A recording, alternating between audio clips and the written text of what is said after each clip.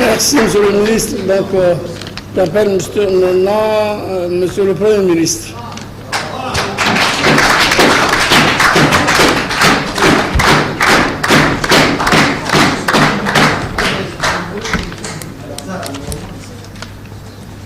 Monsieur le Président de l'Assemblée, Mesdames et Messieurs les membres du gouvernement, honorables représentants du peuple, vous m'avez interrogé, vous avez interrogé les membres du gouvernement sur la politique générale et puis aussi la politique par secteur du gouvernement. Un certain nombre de réponses ont été apportées par les membres du gouvernement. Maintenant, en ce qui concerne le programme d'investissement national, ou l'évaluation de l'action du gouvernement durant les cinq années qui sont déjà écoulées et les recommandations, je suggère, c'est une suggestion, que l'Assemblée nationale mette en place une commission. Cette commission, avec les membres du gouvernement qui sont concernés par le secteur, vont venir débattre avec eux en profondeur, que ce soit sur le PIB, que ce soit sur l'évaluation de l'action du gouvernement. Ça, c'est un point. Concernant maintenant, je voudrais quand même dire quelques mots sur le programme d'investissement national. Ce programme, comme on l'avait dit déjà durant la déclaration de politique générale, qu'il avait trois axes. Ces trois axes étaient l'amélioration des conditions de vie et des capacités de production des pauvres et vulnérables. L'axe 2 était le développement du capital humain et des connaissances. Et l'axe 3 était la consolidation de la stabilité macroéconomique de la gouvernance. Donc je voudrais que ces trois axes soient développés en commission et que comme ça les membres de l'Assemblée nationale vont être associés de très près, disons, à l'action du gouvernement.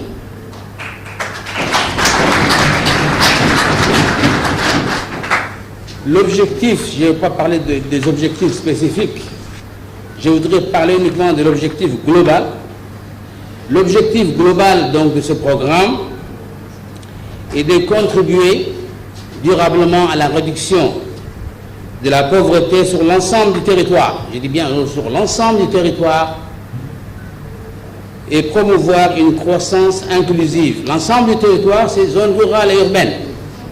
Certains s'inquiéter parmi vous, est-ce que vous priorisez les zones urbaines ou les zones rurales? Donc c'est l'ensemble du territoire qui est concerné. Concernant l'évaluation de l'action du gouvernement, il y a eu un plan d'action qui a été mis en place il y a 5 ans. Ce qu'on veut savoir maintenant, c'est ce qui a été planifié dans ces 5 ans. Et qu'est-ce qui a été réalisé? Et qu'est-ce qui n'a pas été réalisé? Et pourquoi ça n'a pas été réalisé?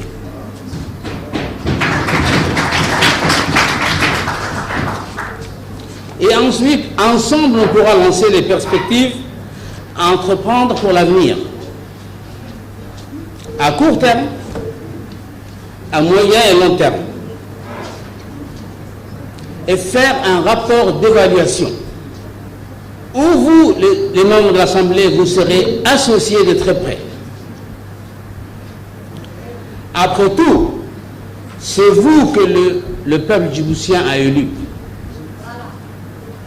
Donc, le peuple djiboutien attend de vous aussi que le programme sur lequel vous avez été élu soit exécuté. Donc c'est ce programme sur lequel vous avez été élu qu'il faut leur dire que ce programme n'a pas été fait par le gouvernement. Au cas où il faudrait sanctionner le gouvernement, ou ce programme a été réalisé en partie ou en totalité, auquel cas il faut féliciter le gouvernement. Donc voilà en quelque sorte, si vous permettez, Monsieur le Président, de voir ensemble si vous pouvez mettre en place des commissions. D'ailleurs, moi j'ai amené avec moi un expert national en matière d'évaluation, qui est là, un ancien ministre, et qui préside l'action du gouvernement. Donc, je voudrais nommer ici Abdi El Mashkir, qui connaît très très bien cette action. Et donc, il sera là, il va donc décortiquer avec vous, point par point, l'action du gouvernement. Merci. En ce qui concerne... Non, pas maintenant, hein. Pas terminé. Maintenant, quand même, je voudrais dire un petit mot sur... Non, c'est pas vrai. Je voudrais dire un petit mot sur les équilibrations de l'opposition. Nous avons dit ici qu'il y a eu donc une médiation entreprise par... une médiation était en cours entre les partis du gouvernement et les partis de l'opposition. Cette négociation a duré pendant 2 mois. Durant ces 2 mois, ils sont arrivés quand même à un consensus. Alors que tout était mis en place pour qu'un accord cadre soit signé, qu'est-ce qui s'est passé? Le lendemain même, nous on s'attendait à ce qu'on prenne des dispositions pour la signature. Ils envoient un courrier au président de la République par la voie postale, d'ailleurs qu'il marque partout. On a envoyé au président l'accord, qui n'a rien à voir. Pendant 2 mois, ils ont négocié sur un document. Ils ont ignoré ce document sur lequel ils travaillaient, ils ont mis un autre document. Ces gens-là sont-ils vraiment des responsables? Moi, je dirais non. Pourquoi avoir fait ça? Pourquoi? Et quand le président leur dit, mais qu'est-ce qui se passe? Ils disent du président n'importe quoi. C'est un tissu de mensonges. Tout ce qu'ils ont raconté, c'est un tissu de mensonges. Pourquoi mensonges? Parce qu'eux-mêmes entre eux ne sont pas d'accord. C'est un tissu de mensonges dans la mesure où ils accusent les autres qui n'ont pas accepté l'accord, alors que l'accord était là. Le chef de cabinet du président de la République qui a été mandaté attendait. Et quand on lui amène un autre document, il dit, c'est quoi ça? Il dit, ce document, c'est notre accord. Mais attendez, et le document sur lequel on travaille, qu'est-ce qui se passe? Donc, il a bien expliqué sur les chaînes de la radio et de la télévision djiboutienne ce qui s'est passé, et c'est ça la réalité. Donc, ces gens-là utilisent la désinformation. Ils utilisent des extraits, en plus tronqués, que le président parle au lieu de prendre ce qu'il dit, non, il prend des choses pour insulter le président. Aujourd'hui, heureusement que nous sommes à Djibouti, nous sommes en démocratie. Ce sont des choses qui n'auront pas eu lieu sous d'autres cieux. Donc, tout ce qui permet d'essayer de tromper la population, c'est leur adage.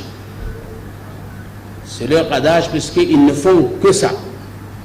S'ils cherchent à maintenir un certain désordre dans le pays, je l'ai déjà précisé que le gouvernement prendra toutes les dispositions nécessaires. Je dis bien toutes. pour protéger les personnes et les biens dans le pays. Merci. Merci, Monsieur le Premier ministre. Bien, nous allons épuiser donc l'ordre du jour. La séance est levée. Merci beaucoup.